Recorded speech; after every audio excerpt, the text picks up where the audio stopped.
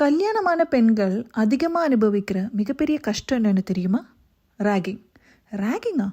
அதெல்லாம் ஸ்கூலில் காலேஜில் தானே அப்படின்னு நினைக்கிறீங்களா? காலேஜ் ரேகிங்கெல்லாம் நீங்கள் கொஞ்ச நாள் சகிச்சா போதுங்க. ஆனால் கல்யாணமாகி போகிற வீட்டில் அனுபவிக்கிற ரேகிங் இருக்கே, அப்பா, இன்றைக்கி நிறையா வீட்டில் அது ரொம்ப சர்வசாதாரணமாக நடந்துகிட்ருக்கு. அது மட்டும் இல்லைங்க, நிறைய பெண்களோட திருமண வாழ்க்கையை சிதிலமாக்குறதுக்கு இதுவும் ஒரு மிகப்பெரிய காரணம். நிறைய பெண்களுக்கு இன்றைக்கி கல்யாணம் பண்ணுறதுக்கே பயம். அது இந்த ரேகிங்கை பயந்துங்க. என்னோட கேள்வியெல்லாம் மாமியார்கிட்ட, ஒரு காலத்தில் நீங்கள் பயந்திருந்த வெறுத்திருந்த அதே கஷ்டம் தானே இன்றைக்கி உங்களால் உங்கள் மருமக அனுபவிக்கிறான்? கேட்டால் அவள் என் மகளை மாதிரி, அதனால தான் உரிமையாக திட்டுறேன் அப்படின்னு சொல்லுவீங்க. அப்போ ஒரே கேள்வி, உங்கள் மருமக வீட்டில் உங்கள் மகனை அதே மாதிரி நடத்தி கேட்டால் இவன் என் மகனை மாதிரிங்க அதனால தான் அப்படின்னு சொன்னால் நீங்கள் ஒத்துப்பீங்களா? இது சரியான டபுள் ஸ்டாண்டர்டுங்க.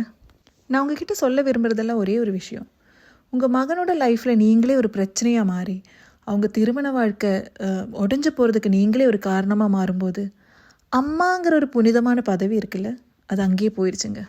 என் மகன் ரொம்ப நல்லவன், ஆனால் மருமக தான் சரியில்லை அப்படின்னு சொல்லுவீங்கள்ல. உங்கள் மகன் நல்ல மனுஷனாக இருக்கணும்னா முதல்ல நல்ல புருஷனாக இருக்கணும். ஒரு வாழ்க்கை முழுவதும் அவன் கூட பகிர்ந்துக்க வந்த ஒரு பொண்டாட்டியை அவனால் ப்ரொடெக்ட் பண்ண முடியலைன்னா அவனை என்னங்க சொல்கிறது? யோசிச்சு பாருங்கள். கட்டின பொண்டாட்டிக்கிட்ட ஒரு நல்ல மனுஷனா, ஒரு நல்ல புருஷனா அவனால் இருக்க முடியுதுன்னா அதுக்கு அம்மாவா நீங்கள் ஒரு காரணம்னா அங்கே தானே ஒரு அம்மாவா நீங்கள் ஜெயிக்கிறீங்க. உங்களுக்கு இந்த மாதிரி அனுபவம் இருந்தால் மறக்காமல் கமெண்ட் பண்ணுங்கள். வாங்க பேசலாம். ஏன்னா இது உங்களுக்கான இடம். பின் பேச்சு.